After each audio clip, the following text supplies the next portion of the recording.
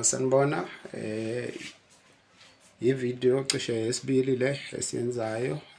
Sigcine mangendlalela ngithanda ukuthe 10 minutes wonke, ngifisa ukuwafinqa lama video ke abe u5 minutes ukuze nginganichitheli isikhathi, ngoba into edonsa isikhathi eside ngiyazi ukuthi abantu bakithi abamnyama abathandisisi ukuyilalela ngaphandle makomdlalo noma ingoma, kodwa umkhuluma isikhathi eside abantu bayalala or bayabhoreka kanjalo.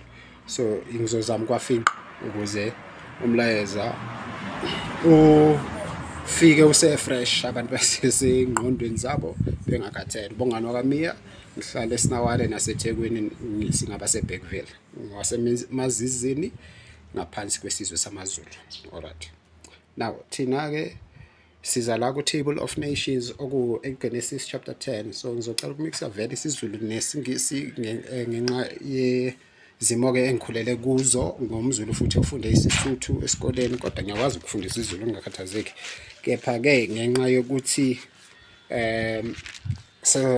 saba nomkhuba wokuthi sihlale ezizweni ey'hlukahlukene, yikhona lokho kungibangele ukuthi ngigcine sisebenzisa iBhayibheli kakhulu lesingisi kunelesiZulu, kodwa futhi kube kukhona-ke nezinye izinto ezichazeka kangcono uma usebenzisa olunye ulwimi kunoma usebenzisa olunye ulwimi. So ngisebenzisa nalesi singisi asifani, so mina ngisebenzisa i-NIV njengamanje. Okay, so asize la kulolu daba, ngila kule ncwadi, angazi noma iyavela, uGenesis chapter 10. uGenesis chapter 10 mhlambe mangingakhula ekwazini ubuchwephesha ngosizakala ngizama ukuyilungisa le ndaba ngilifake leli verse. Kodwa uthi uGenesis chapter 10 uthi, ngizofunda ngaso isingisi lesi, uthi this is the account of, okay, the table of nations. Okay, asibuyele laphaya ku-Genesis chapter 9 from ku-verse 18. Ku-Genesis chapter 9 verse 18 lithi iBhayibheli, amadodana kaNowa aphuma naye kwileduza kwi-ark kwaba uShem, uHam noJafet. So ngishilo-ke kwivideo yokuqala ukuthi thina abantu abamnyama sonke siqhamuka kuHam, alright, bese bonke abelungu namashayina namaMongol baqhamuka kuJafet, bese ke bonke abantu base-Middle East, ama-Arab, ama-Syria wasiya ama-Arab, ama-Syria, ama-Babylon, ama-Persian, abantu base-Iran, Iraq, zonke lezo iy'ndawo abaqhamuka kuShem, and then ke mathathu amadodana kaNoah, and then bese ke sizonaka kakhulu ke thina, ngoba ngiqonde ukukhuluma ngathi hayi ngabelungu, hayi ngamaJuda. So thina ke mase siya kusahluko seshumi kuvesi lesithupha, yilapho esikhuluma ngokhokho bethu. Lithi iBhayibheli, uHam indodana kaNoah yazala bani? Iqala ngoKhushi. Kungenzeka ukuthi iqala ngoKhushi ngoba bethanda uKhushi kakhulu, noma kungenzeka ukuthi iqala ngokubala uKhushi ngoba uyena okade eyizibulo sasi, kodwa-ke iqala ngaye uKhushi. Ithi indodana yokuqala, amadodana kaHamu uKhushi, uMizraim, uPhut noKhanani. Alright, now uKhushi uyena ozala abantu abazala abangoni abazala izizwe ezamaZulu, amaXhosa, amaNdebele, bonke baqhamuka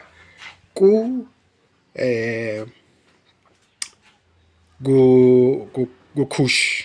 Alright, and then izizwe ezifana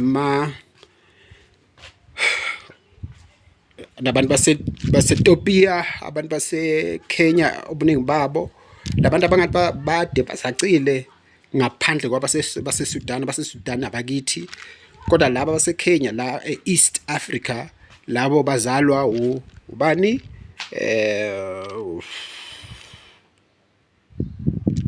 okay, baqhamuka kuKhushi. hayibo baqhamuka kuHamu nabo, and then banobaba wabo obazalayo thina okay ngixolise lapho, kodwa-ke zonke izizwe zimnyama ziqhamuka kubani? KuHamu. Alright, bese uHamu unamadodana akhe uKhush, uMizraim, uPhuthi noKhanani. Thina abantu noma abangoni noma amaZulu, amaswazi, amandebele nabo bonke abantu lapha abasabalala khona, thina-ke sizalwa uKhush, and then uMizraim uGibhithe. uGibhithe akusiyo ila ma-Arabhu alapha eGibhithe, cha, abantu abasithathela umhlaba labo basinqoba empini. So uGibhithe kubonakala kuwo yila bantu baseNigeria namaVenda, lolo hlobo lwabantu kanjalo, abantu bakoMalawi abathize kanjalo. Angithi kukhona nokuthi vele siye samixeka sahlangana, kodwa kukho abantu ababonakala beqhamuka ngqo kuMizraim, kuGibhithe, yilabo bantu labo engibashoyo. And then bese kuba abaphuma kuPhuthi ngikholwa ukuthi abeSuthu abaqhamuka kuPhuthi, isibongo esakudala samandulo uphawu lwalokho umphuthi, because baqhamuka kuPhuthi. And then bese kuba uKhanani. uKhanani waqedwa-ke abantu abamnyama abawuKhanani. Uma ufunda eBhayibhelini ngamaKhanani kwakuwabantu abamnyama ngathini abaqalekiswa, ngathini abayisizukulwane esaqalekiswa uNoah, samhlubuka uNkulunkulu, senza yonke imikhuba, uNkulunkulu wasithathela umhlaba wasipha amaJuda. Alright, uma ubheka ukuthi umhlaba kahle hle waseKhanani ekuqaleni uNkulunkulu wayephe abantu abamnyama, nalokho kuyakhombisa ukuthi kahle hle icebo likaNkulunkulu ekuqaleni lalihlezi ekutheni uJesu uzozalwa via uKhanani wabantu abamnyama. Sona-ke singabantu abamnyama, izono zabantu abamnyama ziyilokhu enikubiza ngesiko, amadlozi, ukubhula, ukuthakatha, ukwenza iziphonso, abalozi, nayo yonke leyo nto leyo. Nakho konke lokho kuyizenzo uNkulunkulu aphe amelene nazo. So noKhanani wayenza lezo zenzo uma uNkulunkulu ezomthathela umhlaba, enikeza umhlaba, ewunikeza amaJuda. So ngizogcina la kule yanamhlanje ivideo. Ngiyabonga.